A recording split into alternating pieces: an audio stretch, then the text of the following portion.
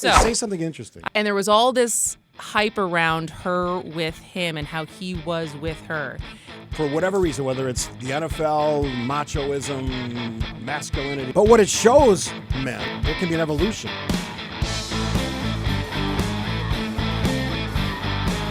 Welcome to the You Need to Listen podcast. I am Kristin Brey. He is Steve Scaffidi. Sponsored by Diet Coke. Not really. We but wish, I'm drinking right? a Diet Coke because I'm really thirsty. A little fridge cigarette. That's what they're called. You know that? Is that what they call those? Fridge cigarette. I never heard that before. It's new. It's actually funny. It's online humor. Just for the record, for the folks watching and listening, I drink about one of these a week. This is that moment, and I was thirsty. You limit yourself to one a week? Yeah, good for it's you. not really the best for... I know it's not good for you, but that's why they call it a little fridge cigarette, because little delicious. cigarettes aren't good for Did you I either. tell you, I was a bartender for many years. I think you know that. Yeah. Water Street and a lot of other places. If cigarettes weren't bad for you, I would be chain smoking cigarettes all the frickin' time. Because you think it looks cool? I just liked smoking cigarettes when I did it. Were you ever a smoker? A very short time. I went to cigars. But I was surrounded as bartenders in the 80s, 90s. Yeah, when you could smoke in bars. Oh, my God. Everyone smoked. Yeah. So, if it wasn't bad for you, I would probably smoke. Let me take my drink and then we can get going. All right. I'll set it up. So say something interesting. I'll try. All right. So we were going to do a completely different topic today, and then we Vegas. abandoned it. Vegas. We were going to do Vegas and the changing economics of Vegas and who's still going to Vegas. And we'll probably, yes, you definitely are. And we probably will come back to that, but it's a little more evergreen. So what we're doing today is very topical this week. Yes. Just breaking the internet this week. If you are a Swift, even if you're not a Swiftie, right? I think there is a lot of people who are very excited about this. There's the Swift effect. Well, I don't know if football fans are excited, but this week on the very popular New Heights podcast, very popular, which is hosted by brothers Jason Kelce, Travis Kelce. Mm-hmm. We all know that Travis Kelce dates Taylor Swift. He does? He does. But we also know that Jason Kelce is the father of 4 girls. His wife is one of the coolest women alive. Also a podcaster. Who really got dragged into it. Like, was just a normal woman, and just because she was that cool and came across as like that much fun. Relatable, yes. Funny, brings great information. Yeah. And so, for her first time ever, she has never done a podcast before. Taylor Swift? Taylor Swift has never done a podcast. That's sort of startling.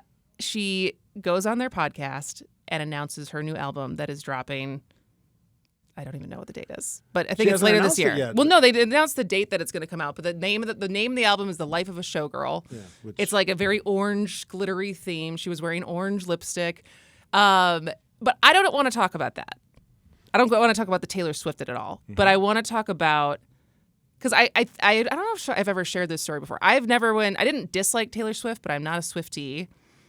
But I was postpartum when they first started dating. Okay. And so I say this, and why that matters is you probably know, you have to be up at all hours of the night, breastfeeding and yada yada. And so when I would do that, I would be scrolling on my phone. And that was the same time that their relationship kind of was announced and she was at the games. And there was all this hype around her with him and how he was with her. And I found myself, now granted, I am no Taylor Swift, and my husband is no Travis Kelce.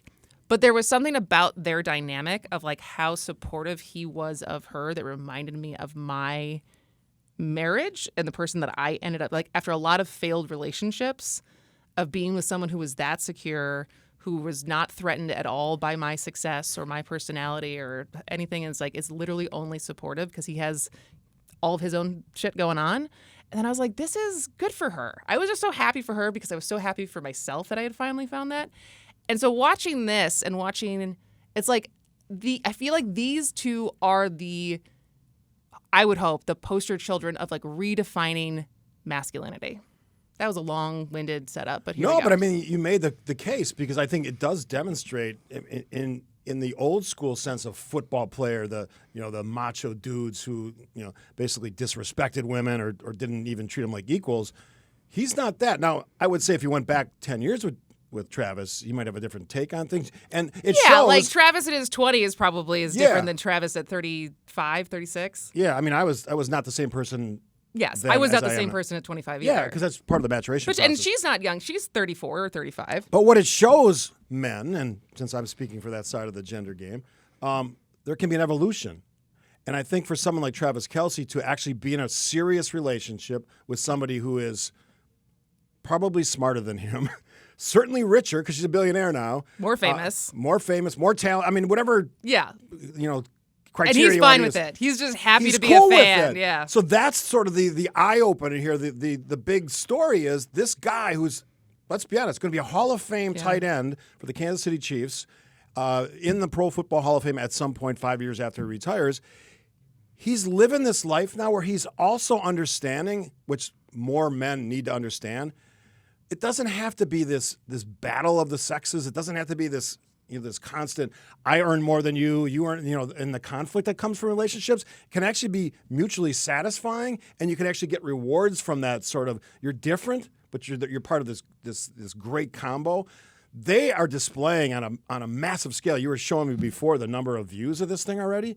It's like a fifth of a billion or something like it's some crazy number. There's a couple different clips from the podcast. So one is her saying, showing, it's blurred out, but showing her album that she's introducing her new album on the podcast. That has 174 million. The views from the unbelievable intro that Jason Kelce gives of if just you have listing not seen all that, of her accolades. You gotta listen to it. And so that has 69 million views. And that's just on Instagram, and I'm sure this is posted on YouTube and it's posted all over the place. And so that's all there. But I think it's also the commitment on Jason's part of when you watch the intro of how excited he is and how none of this is threatening to them, right? And that the fact that their podcast is getting even more elevated and they're not it's helping them, leaning into it and letting her shine is helping them. But going back to the redefining of masculinity, because for you growing up, who do you feel like male role models were? Well, my dad. Okay. My dad's, I just said this yesterday at a presentation, my dad's motto was do the right thing. Mm-hmm. Sometimes it's hard, sometimes it's easy, but just do the right thing. I always was somebody. But who was was there anyone famous? Was there anything that what did it mean? What did masculinity mean to you as you were coming of age?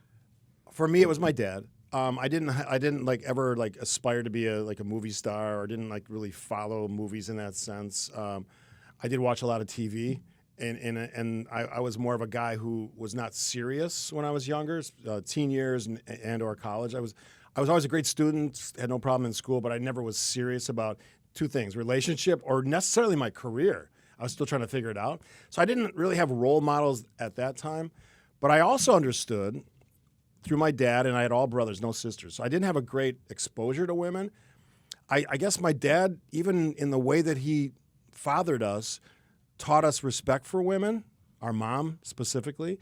And I had a ton of cousins and aunts and uncles, and that respect was a big thing. So maybe that's the little piece of that I had. Mm-hmm. But I never had true male mentors, because I was just sort of singularly focused on two things: graduating, making money.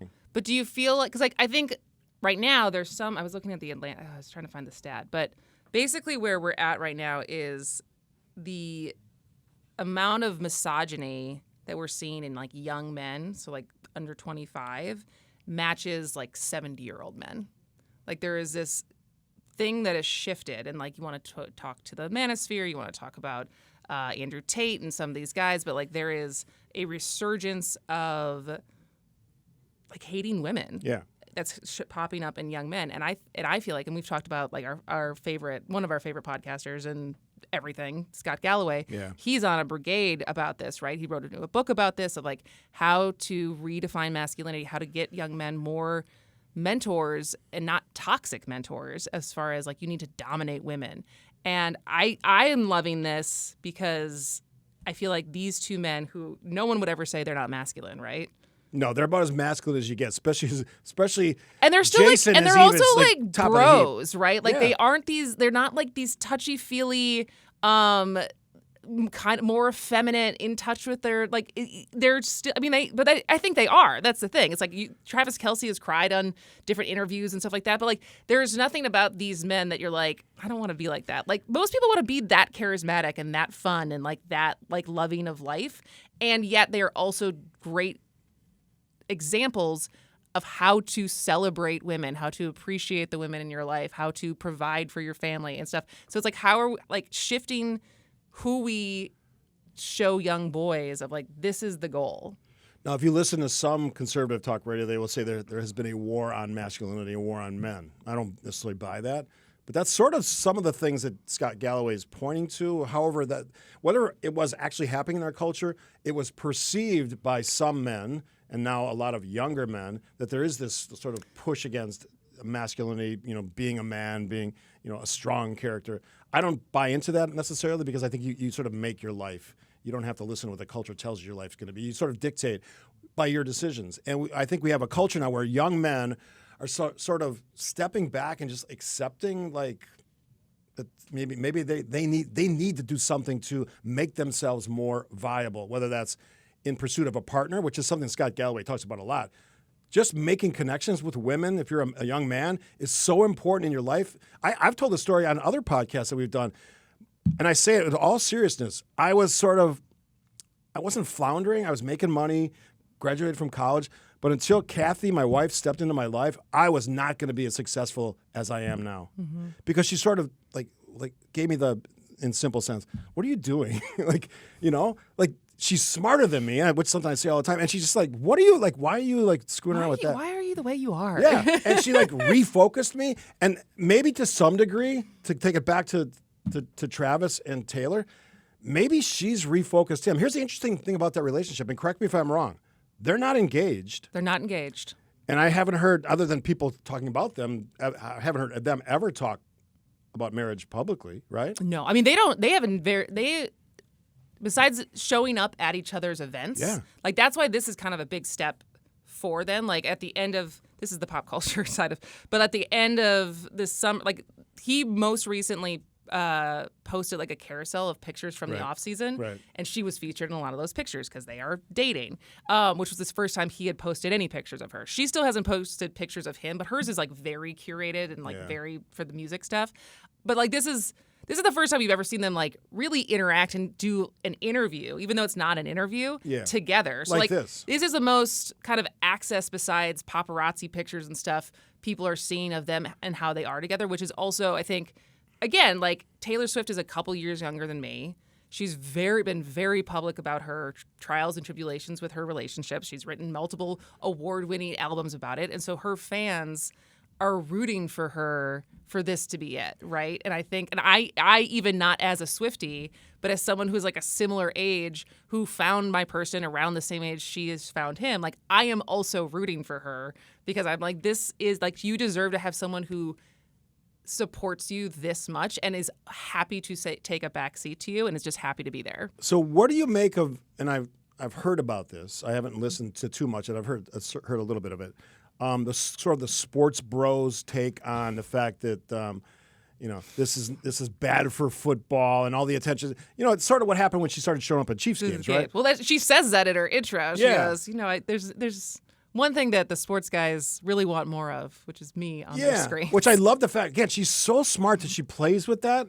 She understands nuances. She understands how to play those lines. But above all else, she's a marketer, and she doesn't hesitate to talk about her album in this first appearance really together. I think this sports. I'm always upset at sports bros because they have usually the dumbest takes. They're very enthusiastic. You work with a lot of those guys. I do. Yes, closely. I love their enthusiasm for their bad takes. But they're never to be confused. Sports takes are never to be confused with smart takes that involve. Sometimes sports takes are smart takes. I'll give you an example of someone who does like a Venn diagram. It's not like two big circles that barely touch. And Jason Wilde would be an example of someone who touches both. If you know who Jason Wilde is. Who's the guy with the kind of the longer hair and a goatee? He had a tirade against Aaron Rodgers, thinking that he was like the smartest guy. The ESPN dude? I think so. Yeah, I don't like him. But he had something that he just clocked Aaron Rodgers, and I was like, that's pretty good. Yeah, for the sports bros out there, escape from the 70s and 80s and 90s and 2000s. This is a different world now. It's also his girlfriend. It's his podcast. Yeah. He's going to do what he wants to do. But for it's one episode. But Get for over the it. NFL, which is already the most successful organization in the world, probably with maybe a couple different exceptions you could make a case for, they love this. Oh yeah, because it's bringing women. Bringing female fans. Everything Taylor Swift touches, because she's a brilliant businesswoman, is gold, or whatever's better. What's gold better than gold? Platinum, whatever that is. She does that level. And again, if you're somebody who loves a story, Google her.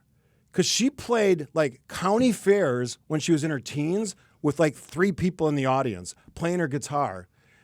She took that, which probably paid $20, to being worth $1 billion in a very short time, comparatively speaking to most of us who have been around a long time.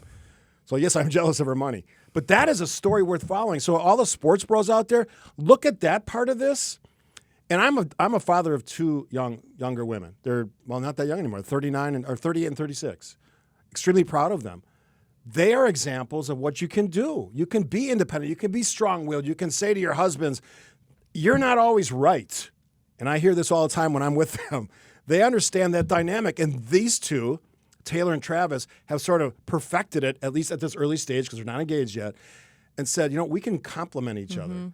And you were talking about your relationship with your husband, Mike. It's the same thing. You're complimenting each other, as is my relationship. And if we can get anywhere on this stuff, and relationships are hard anyway, right? We all have had bad ones. Yeah, bad relationships are definitely hard. If we can sort of make progress on this front and say, okay, first of all, respect the other sex, male or female, and women have been disrespected for eons.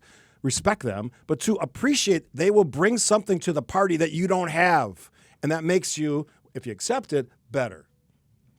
This was like a really, really powerful, I thought, podcast. Are we done? No. Okay. But I think it's like, do you think people would be surprised at my take on this? I hope not. Because I think I try to be nuanced when I talk about this stuff. What is your take? That this is a good thing. Yeah. And anybody who pushes back on, for whatever reason, whether it's the NFL, machoism, masculinity, you're wrong. Well, I think what more people might be surprised. So you don't think there's been a war on masculinity? Very, very minor part of our problem in our culture. There's a problem in our culture that's that we are generally stupid about everything. We don't do our homework. That's the problem with our culture. It's not unique to men either. So do you think that do you buy but as far as the stats that have come out that like young men are struggling? I do buy that. that. Well, you see it demonstrated in the most glaring example is mass violence, gun violence. Yeah. They're acting out for whatever, not to justify that by any means, but they're acting out. And when you see an acceleration of events, and for all the knucklehead talkers out there who say nothing's changed, pay attention to the goddamn news. It is changed. It's accelerated, and we went from a Columbine to literally every year there's a new version of that story. So don't tell me in your ignorance of your only job in life being someone that's spoken to a microphone that there isn't a change. There's a change. And maybe a little small piece of this masculinity issue, as Scott Galloway correctly points out, is related to sort of this feeling that for young men that they're lost, they don't have relationships, they're struggling with that. But here's where I kind of put the part of the blame for that is we've sort of gotten away from direct communication. You and I have talked about this before, where it's texting and messaging and not pressing that button to make a phone call or meeting someone face to face. And once you get away from that, the interpersonal, the connection, like if you spoke to a group, if you've had a neighborhood gathering, when you meet your neighbors, whoever they are, for the first time, like at a block party, changes everything. For example, I'll give you get off next door and actually go next door. Actually, yeah, perfect analogy, using technology in the wrong way. I'll give you an example. It has nothing to do with this specific story, but when I go on my listener trips, we meet people we've never met before, couples. But they're listeners. They're listeners, but we've never physically met. And in many of the cases, we become friends with those couples and those people, and we meet them for dinner, and we go to their parties, and they come to our parties. It changes the dynamic, and that starts with the face-to-face. So young men who are struggling, my advice is you got to get out. I'm not going to do the basement cliche because that's overdone, but you got to get out of your house and join something, volunteer, get a different job that involves people like in your workplace. We benefit from having a workplace with I don't know how many hundreds of people here. Those are the most fascinating conversations I have in my week.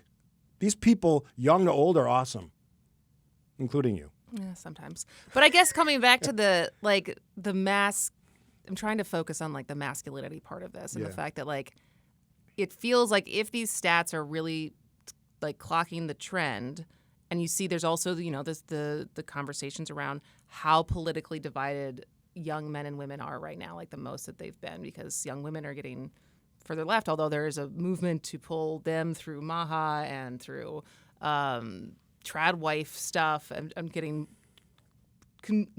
recruiting young women to the conservative side as well. But certainly it's worked with young men that where they fall right now. But if and it's not even about politics.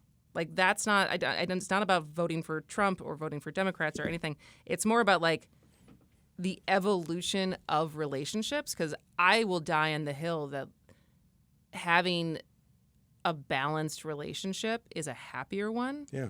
And that doesn't have to mean like, oh, that we both work. But even in that Scott Galloway the View interview, he goes, one of the core tenets, I think, of being a man is providing. But like, that doesn't always mean that you are the breadwinner. It's also being able to recognize if your wife can make more money than you, go let her make more money and step up around the house in other ways, which is like he admits that they did, because I think his wife worked for like Morgan Stanley or something, and she was like blowing him out of the water of how much more money she was making. So like he stepped up around the house. So like, and I see so much of that in our relationship of we're both very busy, but like there's no keeping score, right? And like, it's such a much happier way to be than what I perceive more traditional. The man does this, the wife does this, and like there's just like it all comes back to the man and stuff. I don't know. I mean, I've never, What's the cliche, right? The good old days. This was, where the man provided, the woman stayed at home, she raised her children. Didn't men die a lot younger back then? Here's the reality. Those good old days were not good. Weren't people cheating all the time? People were doing all the crazy shit they do now, and it was just as fucked up as you might think it would be. And if you want to see examples of this, you can find movies that show that weird. They take it, they stretch it. People never used to get divorced. Yeah, women couldn't have credit cards until 1974. We were talking about this today. Homework, again, a podcast homework. All these people who promote these ideas about traditionalism, check them out. Read their bios. I gave you a couple examples on the show. These are not good people. Pete Hegseth, Kim Davis. Look at their bios. They are not examples to follow. They are flawed, and they are not anybody that ever should be a mentor, in my opinion. To anybody. They are not examples of the right way. Doesn't mean I disagree with their politics. I don't. I'm a Republican. They're probably Republican as well. But their life story, their experiences, and the things they're trying to do are destructive. And I don't want that. So that's an example, I guess, of just looking at how we do things in this country. We have to start thinking about this stuff. I've used homework about 1 million times today, but I'm really big on that. I'm serious. I'm tired of the stupid. I'm tired of people being stupid. You can have your opinion, yes, but I'm also entitled as a person, whether it's a radio broadcaster, a guy on the street, or a guy in a bar, or a guy at an event, to tell you, that's not right. That's more stupid than anything. All right, here's my final question for you. Final thought. What would you say, in your opinion, the core tenets of masculinity are, in your definition? My definition of masculinity? Your definition of masculinity. Sharing responsibility with your partner. That has to be. My wife loves to cook. I let her cook. I do all the cleanup every day. Every damn day. She starts to clean up. I go, no, I'm doing this. You did all the heavy lifting. She's a tremendous cook. Sharing responsibility. Respecting women. Not looking at like the sort of this 50s ideal, how, with the apron on and doing all the cooking. Respect women because I say it all the time, they're smarter than you. That may not be scientifically correct, but I have a gut sense that it is right because I see the decisions women make and I see the decisions men make over and over again. There's a reason why there's a Florida man Google search, right? Maybe there's a Florida woman, but it's probably not getting the play that Florida man is. And you could probably take Florida out and put Wisconsin in there and get the same shit. Probably even more strange and bizarre because we have a fascination with alcohol in this state beyond what Florida probably has. So that's another big one. What else? Everything, I think, has to be based on shared responsibility, respect, and true finding a way to communicate. Real communication. As much as we all love this shit, that's not the way. It's cool. I can find out about what day the moon landing was in many, many years ago. Cool. I used to have bar bets about that shit. Now you don't have to. You can find it on Google in 2 seconds. But it's not the answer to everything. Face to face. Anybody who's had a serious, committed, loving relationship, I know there's Match.com, but after you matched, you met in person. And that's where that was established. My brother met his second wife, and they've been in love forever. And so both the technology and the real communication can both be parts of that story. I guess that's my core tenets. My core tenets. Okay. Did I miss one? I don't know. I don't think so. I think it's just I don't know if I could answer that for femininity. We'll take a shot. Maybe next podcast. We're talking about Vegas next time. Viva Las Vegas.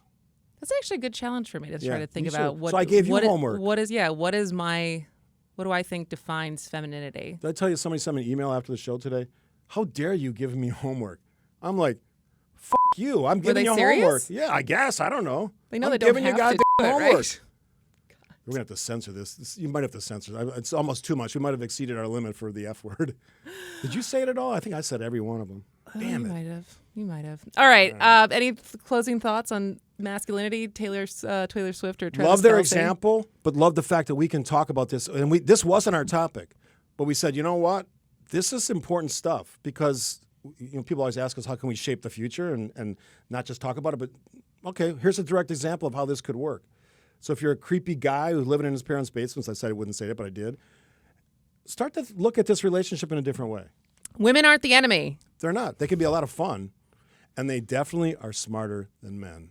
How do they find us if they'd like to comment or provide feedback or give us an idea for a future podcast? KBREY at goodkarmabrands.com. That's kbrey@goodkarmabrands.com is my email. Mine is steve.scaffidi, 2Fs1D at WTMJ.com. Please rate and review and Yes. share this podcast. You can always listen to us every day from 10 to 12 on Point Taken on WTMJ, or that is also a podcast, so you can listen to it on your own time.